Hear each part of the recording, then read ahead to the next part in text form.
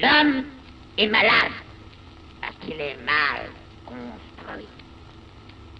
Il faut se décider à le mettre à nu pour lui gâter cet animal qui le démange mortellement. Dieu, et avec Dieu, ses organes, oui, ses organes, tous ses organes, car, lui et moi, si vous le voulez, il n'y a rien de plus inutile que organe. Fala galera, fala meus corpos de imanência pura, meus corpos sem órgãos favoritos, minhas diferenças, né? Diferenças diferenciadas, minhas intensidades queridas, minhas multiplicidades nomádicas, minhas máquinas de guerra, que mais? Meus retornelos existenciais, meus catalisadores energéticos de subjetividade singularizada, tipo isso tudo. Como é que vocês estão? Cara, por aqui tá tudo bem, tá tudo tranquilo. Tô fazendo o podcast num horário singular hoje, fazendo 3 da tarde, porque sim, estava viciado no joguinho. Mas, assim, eu tô me dando esse desconto, acho que é importante ficar jogando joguinho, coisa de hominho, né, ficar jogando bonequinho. Mas, enfim, faz parte do processo, espero que vocês compreendam, assim, faz parte também das relações, né, de possibilidade, de forças, conjunto de forças contemporâneo. Mas é isso. Terminei de fazer o trabalhinho que eu precisava fazer do antiédipo, entreguei, se ficou bom não sei, mas assim, espero que dê tudo certo. Estudei a relação da perversão, da reterritorialização e da representação do capítulo 4 do antiédipo, topzera. Rapaz, agora acabei de lembrar que tem que responder alguém no Instagram que veio falar sobre esse podcast. Se eu não me engano, o nome do cara é Felipe. Felipe, já de antemão, um forte abraço, cara, vou te responder. Se eu anotar aqui, eu tenho uma mania muito triste, que eu anoto as pessoas no papel que eu preciso responder. Senão eu não respondo, assim, fico meio perdido. Entre outras coisas, né? Lista de coisas pra comprar, essas paradas tudo. Eu anoto tudo. Instagram, tem outra pessoa que precisa responder no Instagram também. Pá. Mas não é o assunto de hoje. O assunto é que fiz o trabalho do antiédipo, eu fiz a entrevista pro doutorado. E vamos ver se dá certo, vamos torcer. E agora estamos aqui, no meio das 3h20 da tarde, gravando esse episódio maravilhoso, Maravigold, ver se a gente sai dessas... ultrapassa a problematização das sínteses conectivas em direção às sínteses de... registro, a buzina da sua mãe, aí ó, a buzina do cu da sua mãe, aí ó, o molói. Vamos lá, deixa eu botar o despertador aqui. Uma curiosidade, antes de botar o despertador, senão eu vou gastar tempo aqui. Rapaz, eu tô com o microfone Fifine, anti-propaganda aqui, fazendo um anti-influência, que eu tô usando para atender, porque realmente é melhor do que o meu microfone do computador, do notebook, que é bem velhinho e tal, e aí ele não dá conta. Mas eu testei gravar esse podcast no próprio microfone, no computador, cara, eu achei com mais ruído e menos nitidez tem, mas mais baixo do que no celular. Então eu continuo gravando esse podcast, talvez ele seja, em cima de um copo e com meu celular Samsunguinho J5. Esse é o canal. Guerreiro, sei lá, qualquer hora pode pipocar. Mas pode ficar tranquilo, se ele pipocar o podcast não acaba. Mas uma segunda coisa... que eu tava escutando o podcast depois de um tempo, eu ouvi um pouco do que gravei junto com a Temi Moraes e achei o som baixo. Então, atendendo a pedidos de milhões de pessoas na minha cabeça, eu vou dar um grauzinho no volume a partir de hoje. Se você tá falando, nossa, tá mais alto o podcast, é porque eu dei um grauzinho no volume da voz. Mas para outras sugestões, efeitos especiais, participações musicais, fazer performances, dá uma ligada pra cá, pra nossa rádio do Para Acabar com o Juízo, que a gente te coloca aqui na agenda. A gente coloca aqui na programação. Alô, ouvinte! Anúncios também, né? Se você quiser anunciar alguma coisa, pronto. 3h43 a gente bateu 20 minutinhos certinho. Cara, a gente tá na página, caras. Queridos, encolhi a criança. Caralho, a gente tá na página 101, bicho. Olha que coisa bonita. A gente passou pela página 100 e nem comemoramos, hein? Então, esteja comemorado. E a gente está num parágrafo que tem como título, parágrafo ou seção, né, 3.3.2, causa da triangulação, primeiro paralogismo da psicanálise, a extrapolação. Eu não lembro o assunto que está rolando, mas eu vou daqui de onde eu acho que a gente parou. Bizarramente, uma coisa que eu, como bom obsessivo, não gosto. A gente parou por intermitência do tempo. Não sei se essa palavra se encaixa, né? Intermitência do tempo. Mas por demanda do tempo, a gente parou no final de um imenso parágrafo da página, que não acaba, na verdade. Não é no final do parágrafo, é no final da página. Que é um parágrafo de 2 páginas, né? Ah, porque os franceses escrevem muito bem. Parágrafo de 2 páginas. Escreve da sua dissertação, escreve do seu TCC um parágrafo de 2 páginas. Quero ver quem sustenta isso aí. Bora lá. E aí, lá no finalzinho da página 101 aqui no meu em papel, que eu acho que tem uma página de diferença para o PDF, mas no PDF você vê qual é a página que está lá impresso, né? Tem hora, né? Tem um parênteses onde as interpretações indipenizantes do lacanismo. Ponto. E aí vem hora. Então eu vou daqui, beleza? Todo mundo achou aí? Ora, é ele que atua como causa formal da triangulação, ou seja, que torna possíveis tanto a forma do triângulo quanto sua reprodução. Assim, a fórmula do Édipo é 3 mais 1, o uno do falo transcendente sem o qual os termos considerados não formariam um triângulo. A nota de rodapé, Marie-Cécile Ortiguet e Edmond Ortiguet, Édipe africain. Ah, tem mais. Do outro lado da página tem a outra nota de rodapé, né, aqui no impresso. Página 83, 66, entre aspas. Para que sejam preenchidas as condições necessárias à existência de uma estrutura na instituição familiar ou no complexo de Édipo, precisa-se pelo menos de 4 termos, ou seja, um termo a mais do que é habitualmente preciso. Muito bom, 3 mais 1, exatamente. Então é preciso, numa condição, para se individualizar 3 pessoas, eu, meu papai e minha mamãe, um quarto elemento, o elemento faltante, o elemento do falo, o significante cujo significado está forever perdido, se não me engano, né? Eu não vou voltar não. Na minha cabeça eu falei, vou voltar para ver do que eles estavam falando, mas é isso que eles estavam falando. Falaram isso aí, funcionou. Alguma coisa funcionou. Vou seguir.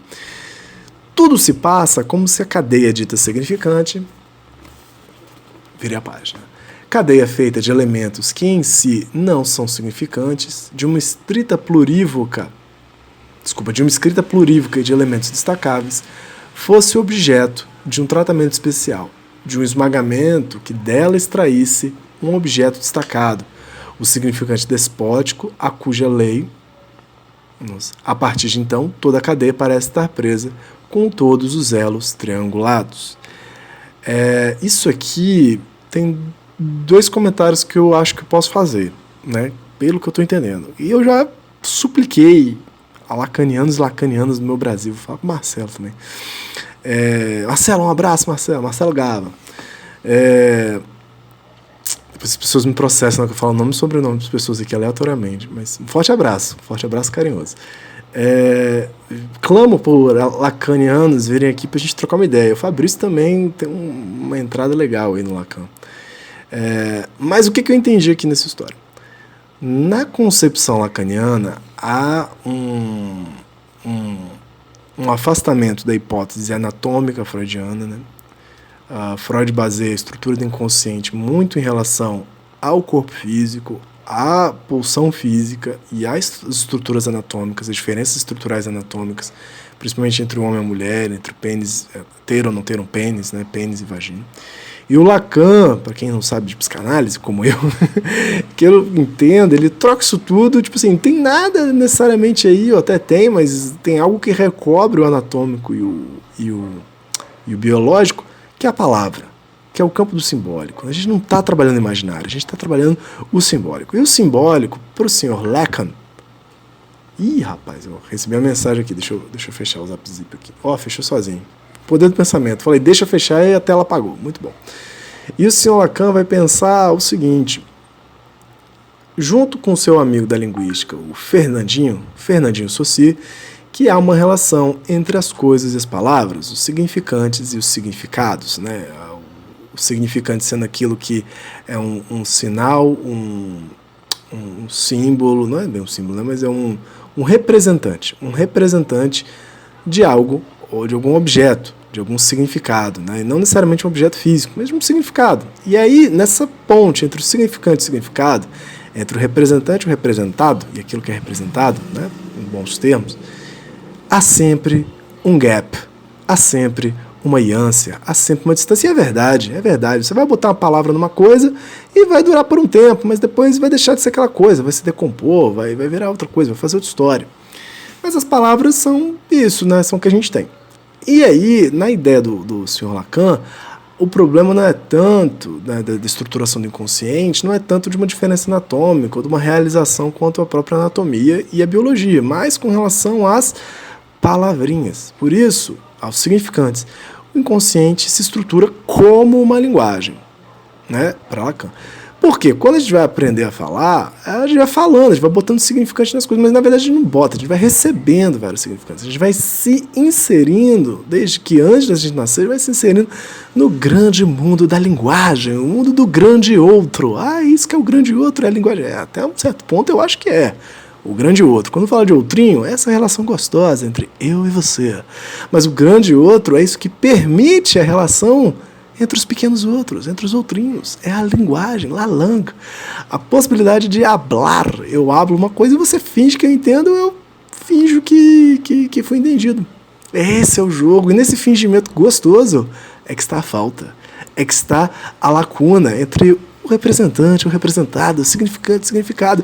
Mas pense bem, uma hora que você entrou no domínio da la langue, o domínio do grande outro, the big other. Nossa, em inglês deve ser muito parelho lá, né? Tipo assim, o big other, the big other.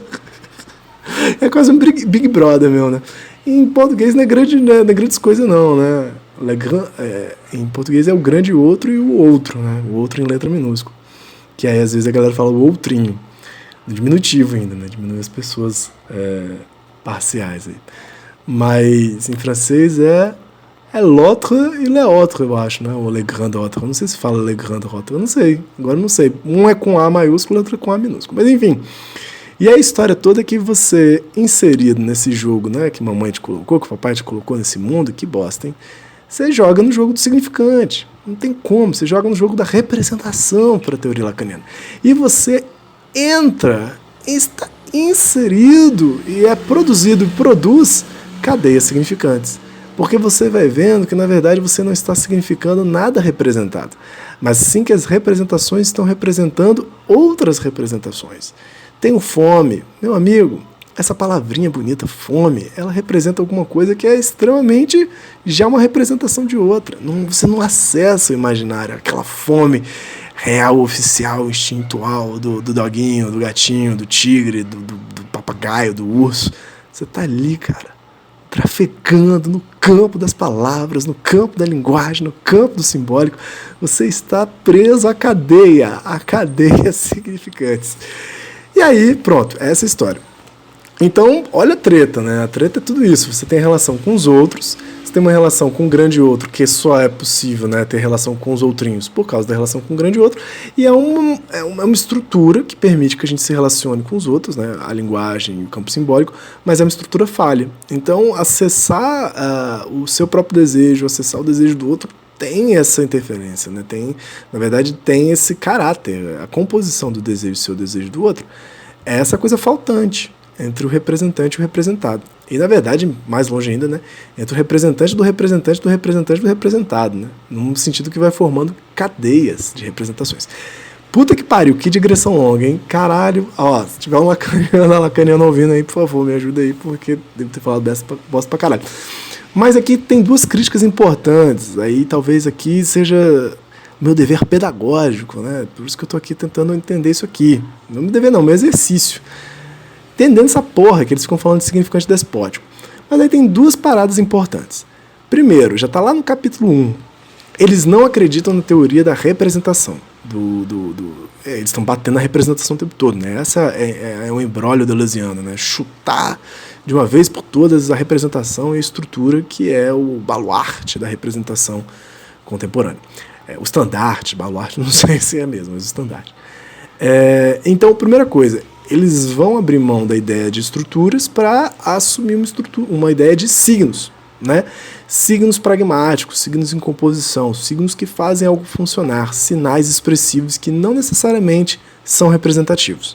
Primeira coisa, não vou me aprofundar nessa história, mas é a primeira crítica aqui que eu acho que eles falaram assim, ó. Cadeia feita de elementos que em si mesmo não são significantes, de uma escrita plurívoca, e de elementos destacáveis. Tem uma certa autonomia dos signos que representam, né? A representação na teoria do Deleuze-Guattari foi inclusive sobre isso que eu estudei para escrever esse artigo, mas ela não é uma representação que se pretende sistemática, nem mesmo se pretende representativa. É uma representação temporária, é uma representação efêmera que também está dentro do lacanismo, mas que não se restringe ao próprio fato de representar. Existe representação, mas os signos não apenas representam. Eu acho que essa é uma hipótese importante, assim. E há um espacinho para representação na teoria do Deleuze-Guattari. E aí o problema não é mais dizer que não há representação, mas qual é o uso que a psicanálise e outras vertentes do saber fazem da representação. Que eu diria uma representação sistemática e representativa. Mas enfim, esse é o primeiro problema. Não concordo com a dimensão do significante como algo mais importante do que os signos antes dos significantes. Em segundo lugar, para que haja essa cadeia significante na teoria lacaniana, é importante que haja esse significante despótico, um significante imperial, um significante real, déspota de imposição, que coloca a falta entre o que é representante, o que é representado e o que representa. Esse significante é o falo. A ideia do falo, para Lacan, diferentemente do Freud, é que tipo assim, todo mundo perdeu. Não é um problema assim, das mulheres tem que se haver com a perda do falo e os homens têm que se haver com a possibilidade de perder o falo, no sentido do bingolingo, no sentido do pênis.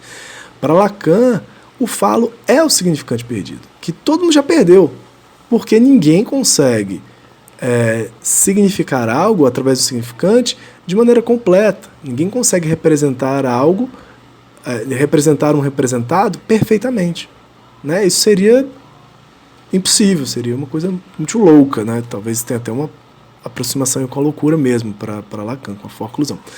Mas o que eles estão colocando aqui, o Deleuze-Guattari, é essa crítica ao falo como significante despótico, impositivo da fala, olha que fale bonito, que impõe a falta, agora sim, na relação do inconsciente, na relação de um inconsciente que se vê como jogo de representações, jogo de significantes. Então, depois dessa explicação toda, vamos ver o que dá para pegar aqui.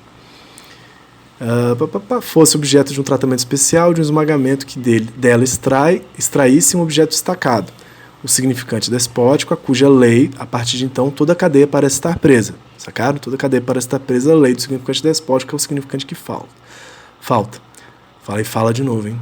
Com todos os elos triangulados. Bom, eu acho que fechei a minha digressão longa aí.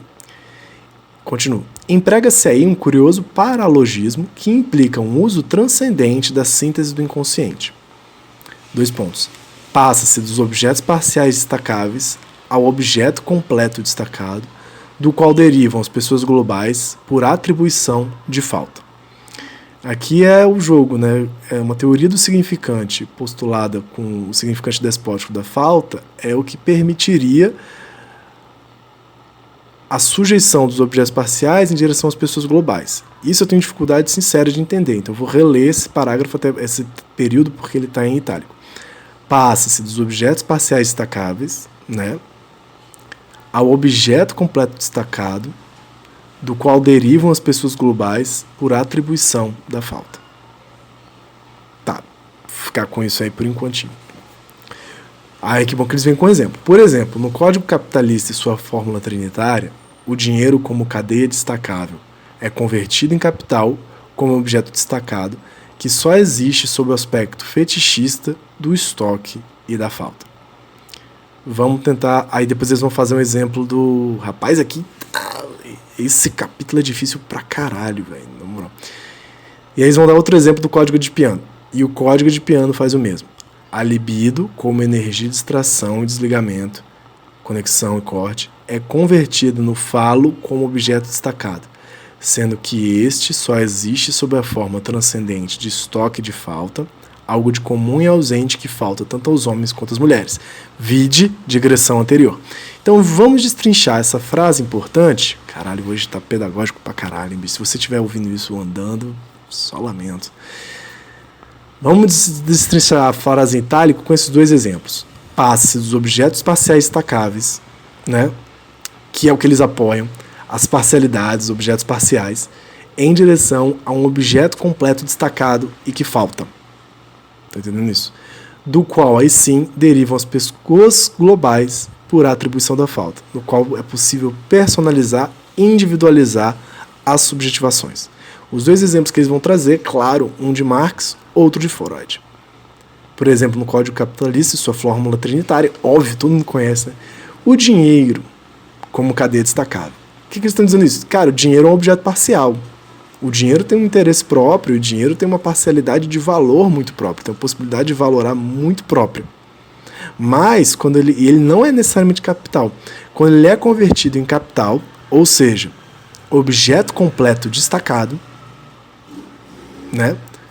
Capital como objeto destacado, que só existe sob o aspecto fetichista do estoque e da falta. O capital, ele só existe como, e vai ser mais complicado ainda, que Marx vai ser ainda menos que Lacan, como, aí Frederico, sua vez aí, bicho, porra, tô clamando pros meus amigos virem pra cá, tá difícil. É convertido em capital. Cadeia destacável é convertido em capital como objeto destacado. É um objeto destacado, o capital, a diferença do capital para o dinheiro é que capital é investimento. Capital é o dinheiro que tem a intenção de se transformar em lucro, né? O investimento no sentido que ele tem uma certa rentabilidade. Então ele é diferente do dinheiro como representação. Ele é uma representação representativa de alguma maneira, né? Assim eu acho. Mas ele só se torna possível sob o aspecto fetichista do estoque e da falta, sob a possibilidade de fetichizar uma certa mercadoria, produzir uma mercadoria e uma necessidade nos outros de que isso falta. E aí é possível que o dinheiro vire capital, quando você, de alguma forma, subjetiva as pessoas globais um certo fetiche e, de alguma maneira, uma falta, no sentido de produção de necessidade de consumo de algo. Vamos ficar por aqui? Eu acho que estamos quase com uma leitura aí, hein? E aqui vamos ver se eu consigo trafegar melhor, que é o exemplo edipiano. E o código edipiano faz o mesmo, né? Ele vai estruturar essa relação de passar dos objetos parciais ao objeto completo destacado e as pessoas globais por atribuição de falta. Ao exemplo de Édipo. A libido, como energia de extração e desligamento, livre e, como eles colocam aqui, destacável, né? É convertida no falo como objeto destacado, um objeto já faltante, né? Sendo que só existe sob a forma transcendente de estoque e de falta, tal como capital, né? Algo de comum e ausente, que falta tanto aos homens quanto às mulheres. Então, no sentido de estoque, é comum, né? Ambos têm uma relação com o falo, com esse objeto perdido, e ausente, que falta tanto nos homens quanto às mulheres. Então, essa operação aqui, gente, destaca, grifem aí que um dia a gente vai entender isso aqui. Mas essa é a operação que faz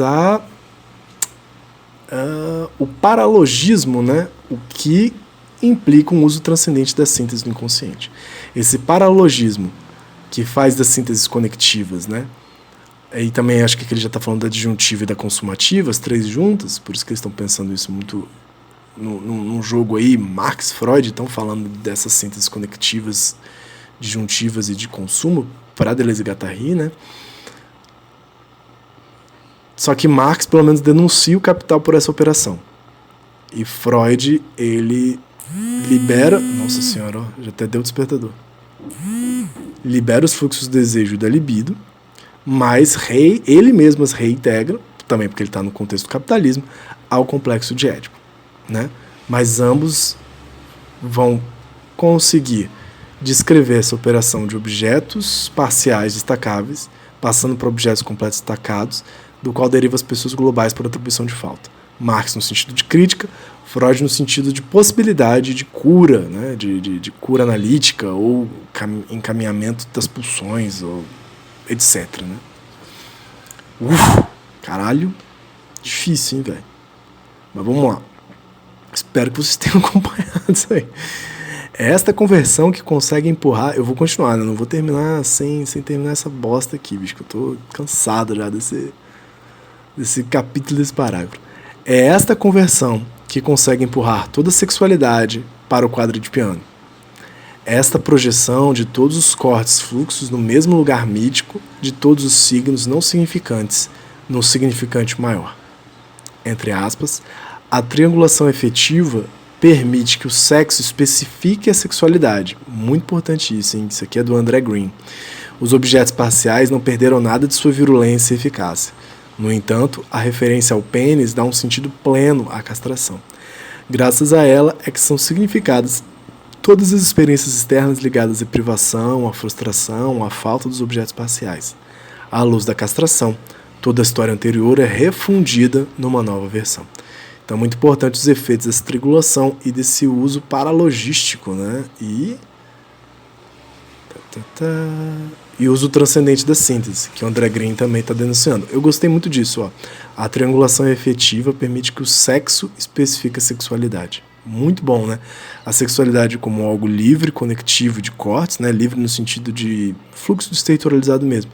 Mas a operação psicanalítica de Édipo faz com que o sexo, no sentido anatômico, mesmo que ele falte, mesmo que o falo falte, o sexo passe a especificar o caminho e a interação da sexualidade, né? Como que vai haver as conexões. Ou seja, o sexo, esse objeto destacado, né, vai remeter à sexualidade, impor a sexualidade livre e desterritorializada, uma imagem global, por sua falta, né, vai impor uma imagem global de se você é homenzinho, o que você pode fazer como homenzinho, se você é mulherzinho, o que você vai poder fazer como mulherzinha. Numa triangulação. Meu Deus. Muito bom, mas também muito difícil a gente conseguir ler uma página. Parabéns, galera. E é isso. Próxima semana, 2.3.3. Caraca, eu li a sessão como 3.3.2, mas é 2.3.2, né? Então, na próxima semana, 2.3.3, uso transcendente, uso imanente. E é o último parágrafo, né? Que, mais uma vez, um parágrafo de 2 páginas. Parabéns, Deleuze e Guattari, vocês estavam realmente entusiasmados. Então, voltamos daqui, né? Cadê meu lápis para anotar? Hoje são 18 de novembro, o ano já está quase acabando. E semana que vem tem mais. Se quiser entrar em contato, entra aí, talvez eu responda. Eu espero que eu responda. Tempo de não te deixar chateado, assim, mas são coisas da vida. Eu detesto esse capítulo, bicho, mas pelo menos estou entendendo aí umas coisas. Por sinal, comprei, chegou o Capital aí na festa da USP, comprei o volume 1 do Capital e eu descobri que ele tem 900 páginas, assim, eu acho que vai ser uma leitura pra vida, né? Vamos deixar ele ali, que às vezes a informação vai chegando devagarzinho na gente, só de estar perto do livro, essa é a esperança. Pra você, pra sua mãe, pra sua tia, pro seu pai, pro seu tio, pro seu cachorro, papagaio, gatinho e periquito, um forte abraço. E a gente se vê semana que vem. Valeu. Calma aí, como é que desliga isso aqui? Agora foi. Beijo.